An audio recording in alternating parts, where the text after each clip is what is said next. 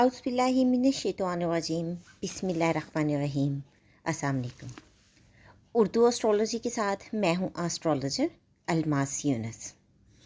आज मैं आप लोगों के लिए मुल्क की मौजूदा सूरत हाल से मुतालिक वीडियो लेके आई हूँ। जैसा कि पहले भी मैं आप लोगों के लिए वीडियोस लेके आती थी और मेरी हर वक्त कोशिश यही होती है कि मैं आपके लिए बेस्ट वीडियो अपने इल्म के मुताबिक लाऊं जो कि आप लोगों के लिए फ़ायदेमंद साबित हो। और अल्हम्दुलिल्लाह पहले मैंने तहरीक अदम एतमाद पर जिस तरह से प्रेडिक्शन की, वो प्रेडिक्शन बिल्कुल उसी तरह से आपके सामने आई और आपने देखा कि वही हालात, वही चीज़ें बिल्कुल उसी तरह से आई। हाँ, वो अलग बात है कि प्लैनेटरी पोजीशन के चेंज होने से इन दिनों में जो मैंने 3 रमज़ान से पहले तक जो प्रेडिक्शंस की थी वो यूं तूं रहीं, उसके बाद हालात कुछ बदल गए। बहरहाल इस वक्त भी प्लैनेटरी पोजीशन जो है उसको मद्देनज़र रखते हुए हम कोशिश करेंगे कि तमाम पॉलिटिशियंस, तमाम पॉलिटिकल पार्टीज़ के बारे में कुछ प्रेडिक्शन करें। और हमेशा की तरह मैं आप लोगों से पहले कह दूं कि मेरा किसी भी सियासी पार्टी से कोई ताल्लुक़ नहीं। मैं सिर्फ़ इल्म नजूम की बिना पर और अपने इल्म की बिना पर कुछ पेशगोइयाँ करती हूँ। तो आज भी हम चलते हैं अपनी नेक्स्ट पेशगोई की तरफ। तो यहाँ पर मैं सबसे पहले देखती हूँ कि अगर हम जो पाकिस्तान की एक बहुत ही ज़बरदस्त जमात है PMLN, उनके बारे में अगर हम देखते हैं, उनके मेम्बरान के बारे में देखते हैं, तो इस वक्त उनके जो बानी हैं नवाज़ शरीफ साहब हैं, उनका देखते हैं तो उनका मुश्तरी जो है वो अच्छे घर में ट्रांजिट किए हुए है और यहाँ पर ये उनके लिए काफ़ी चीज़ें बेहतर करने को लाएगा।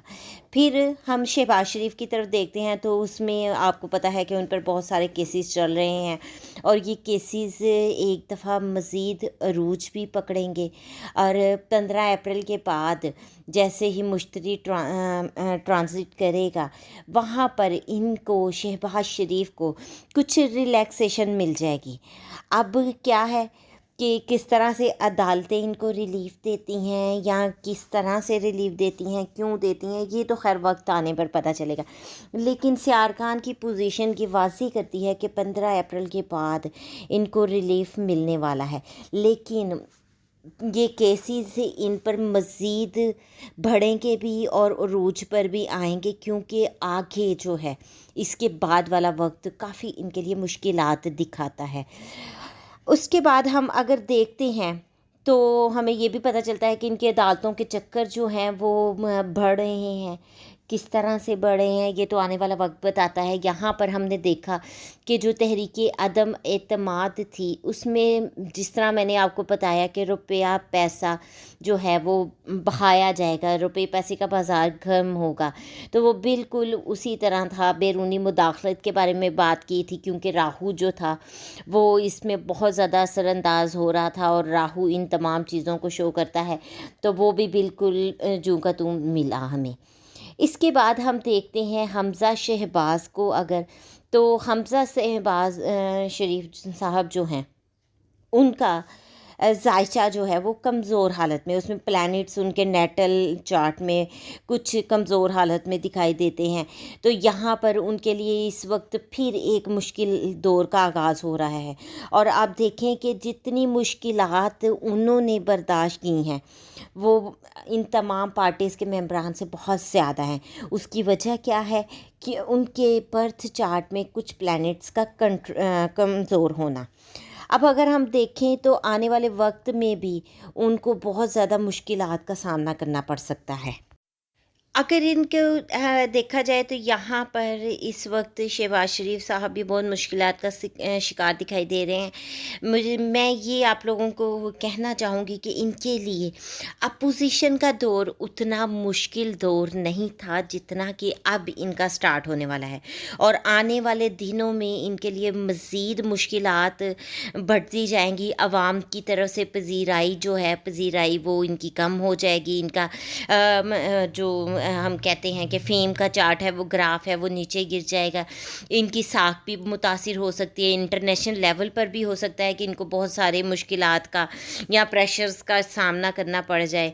اور جس طرح کے یہ ایز خواب دیکھ رہے ہیں وزیر اعلیٰ، وزیر اعظم کے خواب، تو مجھے یہ خواب بہت دور تک چلتے دکھائی نہیں دے رہے.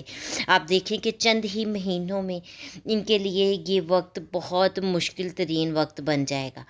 اور یہاں پر ان کو صحت سے متعلق مسائل بھی دیکھنے کو ملیں گے.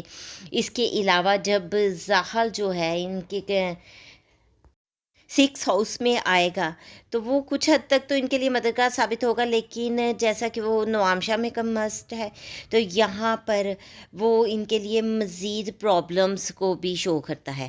اب 6 ہاؤس اینیمیز کا بھی ہوتا ہے، کمپٹیشن کا، اور بہت ساری چیزوں کو یہاں سے ہم دیکھتے ہیں، تو یہاں پر ان کا آنا ان کے لیے مشکلات لا سکتا ہے. اب اگر ہم دیکھیں پی ڈی ایم کی طرف دیکھیں تو ہمیں نظر آتا ہے کہ وہ بھی ٹوٹ پھوٹ کا شکار ہو سکتی ہے، کیونکہ پارٹیز کے ساتھ جو انہوں نے وعدے کیے تھے یہ وہ وعدے نبھا نہیں سکیں گے. شہباز شریف صاحب کی بات کر رہے ہیں، ان کے ذائچے کو لے کر ہم چل رہے ہیں، تو یہاں پر ان کی ساکھ مزید خراب ہو جائے گی. پی ڈی ایم جو ہے ان کے ساتھ ان کا لڑائی جھگڑا بن سکتا ہے. پھر اگر ہم پیپل پارٹی کی طرف دیکھتے ہیں، ظاہر سی بات ہے کہ انہوں نے ڈیفرنٹ پارٹیز نے اکٹھے ایک دوسرے کے ساتھ کچھ پرومسز کیے ہیں، تو یہاں پر ان کے وہ پرومسز جو ہیں پورے ہوتے دکھائی نہیں دے رہے، بلکہ وہ ان کے لیے مشکلات کھڑی کرتے دکھائی دیتے ہیں. اب اگر ہم بات کریں مولانا فضل الرحمان کی تو ان کی انتردشا اچھی نہیں چل رہی ہے. یہاں پر ان کو صحت کے مسائل بھی دیکھنے کو مل سکتے ہیں.